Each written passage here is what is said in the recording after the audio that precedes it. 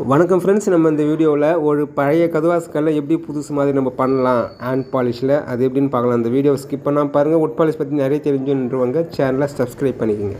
Would polish போட்டு ஒரு 5 வருஷத்துல நம்ம பாலிஷ் பண்ணால் வெறும் பாலிஷ் மட்டும் பண்ணலாம். கொஞ்சம் மக்கி போயிடுச்சு அப்படின்னாக்கா அது தேய்ச்சிட்டு சீலர் போட்டு தான் பண்ணணும். நம்ம தேய்க்கிறது 120 அப்படி இல்லைன்னா 100 அந்த வாட்டர் எம்எல்ல நம்ம தேய்க்கிறோம் அப்படின்னா பழைய பாலிஷ் மக்கி போன பாலிஷ்லாம் பவுட்ரு மாதிரி கொட்டும். இது மாதிரி ஃபுல்லாக பாருங்கள் தேய்ச்சிக்கிறோம். அந்த பழைய பாலிஷை தேய்ச்சா மாவு மாதிரி கொட்டும். இதெல்லாம் தேய்ச்சி தூசெல்லாம் தட்டிட்டு நம்ம சீலர் அப்ளை பண்ணணும். சீலர் எப்படி அப்ளை பண்ணுறது? சீலர் மிக்ஸ் பண்ணுறது அதாவது ஒன்றுக்கு ஒன்று தினர் மிக்ஸ் பண்ணணும்னு சொல்லியிருப்பேன்.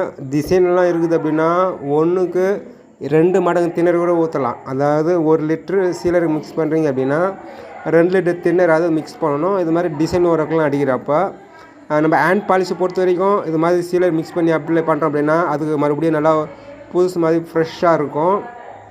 பார்க்குறப்பே தெரியும். இது தேக்கு மரத்தை நம்ம ரீபாலிஷ் பண்ணுறோம்.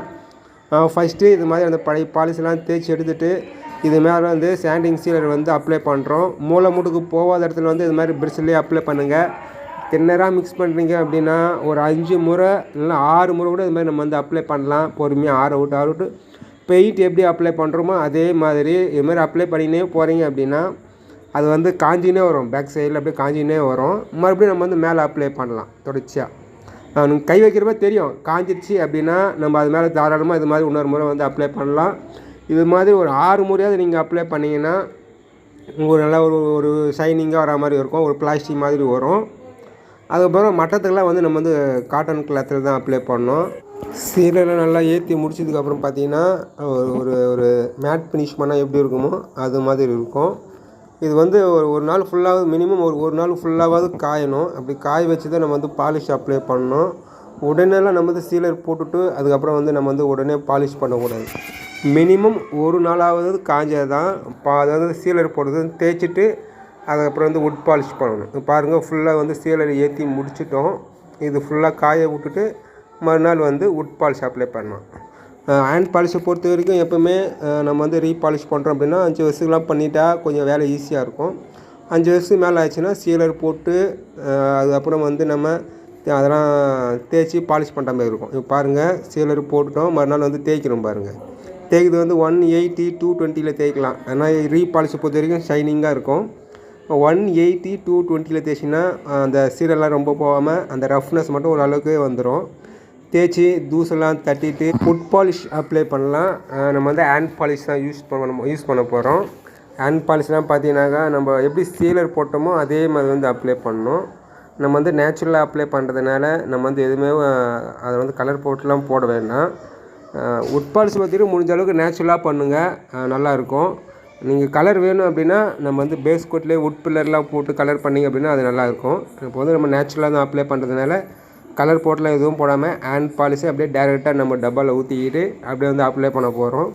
இது தண்ணி மாதிரி இருக்கும். ஃபஸ்ட் தண்ணி எப்படி இருக்குமோ அதே மாதிரி இருக்கும். நம்ம சீலர் எப்படி போட்டோமோ அதே மாதிரி தான் அது அடிச்சினே போகிறோம் அப்படின்னா உடனே காஞ்சினே வரும். பெயிண்ட் மாதிரி ஆறு விட்டு அடிக்கலாம். இப்போ பாருங்கள் நம்ம இது மாதிரி அடிச்சினே வரோம் அப்படின்னா ஒரு 10 நிமிஷத்தில் கூட காஞ்சிரும். கை வச்சவே தெரியும் காஞ்சிருச்சு அப்படின்னு.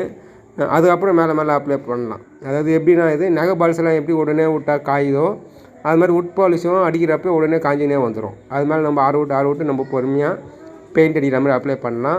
டிசைன் ஒர்க்லாம் இருக்குது அப்படின்னா இது மாதிரி பிரிஸில் சீலர் எப்படி வச்சிங்களோ அதேமாதிரி 5 முறை ஒரு 6 முறை அடிங்க. மற்றதெல்லாம் துணியிலே போட்டிங்கன்னா உங்களுக்கு ஒரு நல்ல ஒரு ஃபினிஷிங். உங்களால் துணியில் போட முடியல அப்படின்னா பிரிஸ்லேயே நம்ம அப்ளை பண்ணலாம். பெயிண்ட் அடிக்கிற மாதிரி பொறுமையாக ஆற்றி விடுங்க. உங்களால் துணியில் போட முடியலாம் சொல்கிறேன். பெயிண்ட் அடிக்கிற மாதிரி ஒழுவாத அளவுக்கு பொறுமையாக ஆற்றி விட்டிங்கன்னா உங்களுக்கு கரெக்டாக இருக்கும். ஆறு விட்டு ஒரு 6 முறை 7 முறை ஆச்சுன்னா உங்களுக்கு தெரியும் ஷைனிங் வருது. ஷைனிங் வர உங்களுக்கு ஏற்றுற அந்த பக்குவம் வந்துடும். இப்படி வச்சா ஷைனிங் வருதா அப்படின்னு சொல்லிட்டு அது மேலே நீங்கள் அடிக்கிறப்போ ஆறு விட்டு அடிக்கிறப்போ நம்மளுக்கு நல்ல ஒரு கிளாஸி ஃபினிஷிங் வந்துடும். அதாவது உங்களுக்கு துணியில் போட முடியலன்னா பொறுமையாக அடிங்க. பாலிஷ் காய விட்டு வச்சிங்கன்னா நல்லா ஒரு பளபளப்பு இருக்கும். உங்களுக்கு எதனா டவுட்னா கமெண்ட் பண்ணுங்கள். இந்த வீடியோ பிடிச்சா லைக் பண்ணுங்கள், மற்றவங்களுக்கு ஷேர் பண்ணுங்கள். இது ஹேண்ட் பாலிஷ் மட்டும் தான் இது பொருந்தும். நீங்கள் டச் விட்டு அடிச்சிட்டிங்க அப்படின்னா உங்களுக்கு இது மாதிரி புதுசு மாதிரியான ஒரு ஃபினிஷிங் வராது.